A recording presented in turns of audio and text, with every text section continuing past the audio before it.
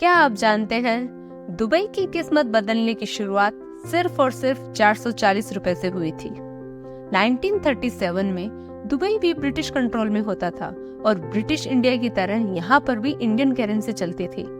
Britishers को Dubai की location काफी आइडियल लगी क्योंकि ये यूरोप, अफ्रीका और एशिया के ठीक सेंटर में है। ब्रिटिश एयरबेस दुबई के समंदर में फ्लाइंग बोट्स का बेस बनाना चाहते थे और फिर उन्होंने दुबई के साथ एक एग्रीमेंट साइन कर लिया। Long range flying boats UK से फ्लाई कर दुबई के समंदर में लैंड करती थी और यहाँ रिफ्यूलिंग के बाद इन्हें ब्रिटिश इंडिया और एशिया के अलग अलग हिस्सों में भेजा जाता था।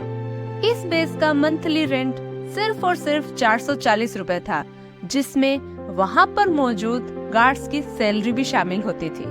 बट आज ये दुनिया के सबसे बिजी एयरपोर्ट्स में से एक एयरपोर्ट हो गया है। हेलो फ्रेंड्स, मैं प्रतिभा पारेख और आज हम बात करेंगे एमिरेट्स एयरलाइन के बारे में। एमिरेट्स एयरलाइन को कब और कैसे बनाया गया और इतनी छोटी सिटी की ये एयरलाइन दुनिया की सबसे बड़ी एयरलाइन कैसे बनी। वेल फ्रेंड्स, इसके लिए हमें थोड़ा पीछे जाना होगा। सन 1950s में दुबई के रूलर शेख राशिद बिन अल मक्तूम को ये मालूम था कि उनके पास जो ऑयल रिजर्व्स है वो सिर्फ और सिर्फ 30 से 40 साल तक ही चल सकते हैं, तो उनको इसका कोई अल्टरनेटिव इनकम सोर्स बनाना था। उन्होंने देखा कि ब्रिटिशर्स दुबई की लोकेशन का यूज करके अपनी एयरलाइन को स्ट्रॉन्ग कर रहे हैं और दुबई को इसके बदले एक मामूली रेंट दिया जा रहा है। यही देखते हुए दुबई रूलर ने एयरपोर्ट कंस्ट्रक्शन का काम शुरू किया। 1959 और 1960 में दुबई एयरपोर्ट लॉन्च किया गया, तो इस पर सिर्फ एक एप्रन, एक छोटा सा टर्मिनल और एक रनवे हुआ करता था। वो भी कंक्रीट से न बनाकर रेत को कंप्रेस करके बनाया गया था। 1965 में प्रॉपर रनवे बना और अब हर साल दुबई एयरपोर्ट में इम्प्रूवमेंट होने लगे और 1969 आते आते यहाँ नो एयरलाइन काम कर रही थी और 1980 आते आते दुबई एक बिजी एयरपोर्ट्स में आने लगा। मिडिल ईस्ट में ट्रेवल के लिए गल्फ एयरलाइन का यूज किया जाता था। पूरे मिडिल ईस्ट में से किसी को भी अगर कहीं भी इंटरनेशनल जाना होता था तो पहले वो वहाँ से दुबई आते थे और फिर अपने सफर की शुरुआत करते थे।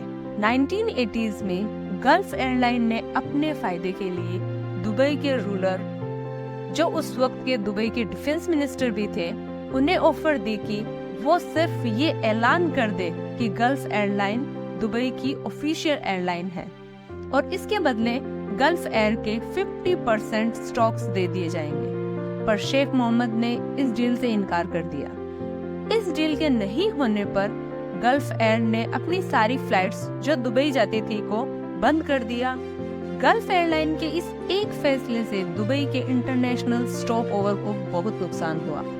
तब इस मुश्किल समय पर शेख मोहम्मद ने अपनी खुद की एयरलाइन एमिरेट्स को लॉन्च किया, लेकिन ये कोई इजी काम नहीं था क्योंकि उनके कॉम्पिटिटर की लाइन लगी हुई थी, जिसमें gulf airline, British airline, air India और भी दूसरे थे। लेकिन एमिरेट्स के पास खुद का एक भी प्लेन नहीं था। उस वक्त एक बोइंग 737 की कीमत $2.5 करोड़ थी। इसके अलावा पायलट्स, क्रू, इंजीनियर्स का भी खर्चा अलग अलग होता था, यानी कम से कम दुबई को इसके लिए $7 करोड़ का खर्च करना होता था। इसके बाद भी क्या पता एयरलाइन चले या ना चले। यहाँ पर दुबई के शेख ने सोचा कि क्यों ना हम प्लेन्स लीज पर ले लें। उन्होंने पाकिस्तान से 2 बोइंग 737-300 लीज पर ले लिए। इन प्लेन्स की रीब्रांडिंग की गई और इनके ऊपर PIA पाकिस्तान इंटरनेशनल एयरलाइंस की जगह एमिरेट्स लिखा गया। पर अभी भी इन प्लेन्स के पायलट्स, क्रू और इंजीनियर्स सब PIA के ही थे। इन प्लेन्स को चलाया तो एमिरेट्स के नाम पर जाता था, पर मैनेजमेंट सारा PIA देखता था और इसके बदले एमिरेट्स ने PIA को $1 करोड़ पे किया। जिस काम के लिए 6 से 7 करोड़ लगने वाले थे, ये उसी जगह काम $1 करोड़ में ही हो गया। उसके बाद एमिरेट्स ने दिल्ली, मुंबई, कायरो और ओमान के लिए फ्लाइट स्टार्ट की। एमिरेट्स के पहले साल में ही 2,60,000 पैसेंजर्स ने सफर किया और इसी साल में $1 करोड़ का जो शुरुआती इन्वेस्टमेंट था उसके जितना रेवेन्यू जनरेट कर लिया गया। 1987 में जब एमिरेट्स ने खुद के प्लेन खरीद लिए तो उसने PIA से लिए हुए प्लेन्स वापस कर दिए। लेकिन एमिरेट्स के लिए टर्निंग पॉइंट तब आया जब 1997 में गल्फ वॉर के दौरान सभी एयरलाइंस ने मिडिल ईस्ट के सारे ऑपरेशन बंद कर दिए। वहीं एमिरेट्स ने इस मौके को अपने हाथ से नहीं गंवाया। गल्फ वॉर के आखिरी 10 दिनों में मिडिल ईस्ट या अरब कंट्रीज के बीच में अगर कोई एयरलाइन ऑपरेट कर रही थी तो वो थी एमिरेट्स। इस दौरान एमिरेट्स ने उन पैसेंजर्स को भी टारगेट किया जो आमतौर पर कॉम्पिटिटर एयरलाइन से सफर करते थे। नए पैसेंजर ने एमिरेट्स में वो फैसिलिटी भी पाई जिसके लिए दूसरी एयरलाइंस एक्स्ट्रा चार्ज करती थी, जैसे personal entertainment system, luxury cabins और बेहतरीन फूड। ये चेंज एमिरेट्स की तरक्की को नई ऊंचाइयों तक ले गया। बाद में लॉयल पैसेंजर्स के लिए एमिरेट्स ने स्काई वर्ड्स प्रोग्राम भी लॉन्च किया। अब इंटरनेशनल पैसेंजर्स के साथ साथ दुबई की बढ़ती हुई पॉपुलैरिटी ने भी एमिरेट्स एयरलाइन की सक्सेस को नेक्स्ट लेवल तक पहुंचा दिया। बल्कि ये भी कह सकते हैं कि दुबई की पॉपुलैरिटी के पीछे काफी हद तक एमिरेट्स का भी हाथ रहा है।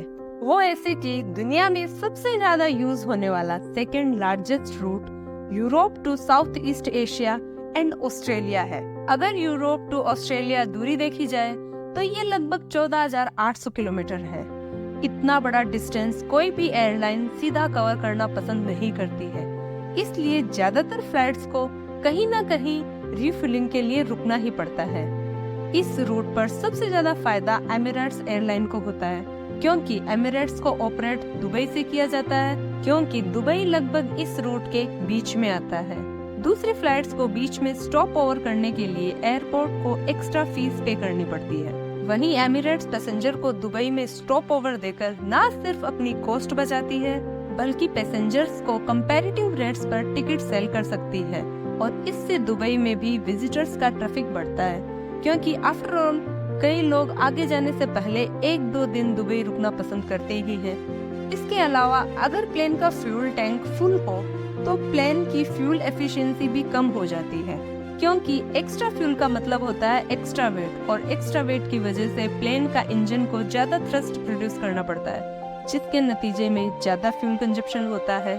एमिरेट्स एयरलाइंस का हब क्योंकि अफ्रीका, एशिया एंड यूरोप के सेंटर में है, इसी वजह से वे फ्यूल के टैंक्स फुल नहीं करते ताकि ज्यादा अच्छी फ्यूल एफिशिएंसी मिल सके। इस तरह वे पैसेंजर्स को दुबई में 1 घंटे का स्टॉप देकर फ्यूल के काफी पैसे बचा लेते हैं। इसके अलावा एमिरेट्स की बल्क में एयरक्राफ्ट खरीदकर डिस्काउंटेड प्राइस में लेना भी इस एयरलाइन के लिए बहुत फायदेमंद रहा है, और इनकी दूसरी पॉलिसी कि एक ही मॉडल के ज्यादा प्लेन खरीदना भी इनका सबसे बढ़िया डिसीजन रहा है। जैसे कि अभी एमिरेट्स के पास एयरबस के A380 के 119 प्लेन्स हैं और बोइंग के 148। ये प्लेन इतने बड़े होते हैं कि हर कोई एयरलाइन इनको अफोर्ड नहीं कर पाती। साथ ही एक ही मॉडल के ज्यादा प्लेन होने की वजह से इनका मेंटेनेंस इन हाउस कर दिया गया है, जिससे मेंटेनेंस कॉस्ट भी बहुत कम हो जाती है। तो ओवरऑल हम ये कह सकते हैं कि एमिरेट्स के इतने सक्सेसफुल एयरलाइन के पीछे इनकी मार्केटिंग स्ट्रेटजी एंड दुबई की लोकेशन का बहुत बड़ा हाथ है। आज इस समय तक 4,000 अरब पैसेंजर्स ने एमिरेट्स के द्वारा एक जगह से दूसरे जगह सफर किया है और साथ ही 4 करोड़ टन का कार्गो डिलीवर किया है।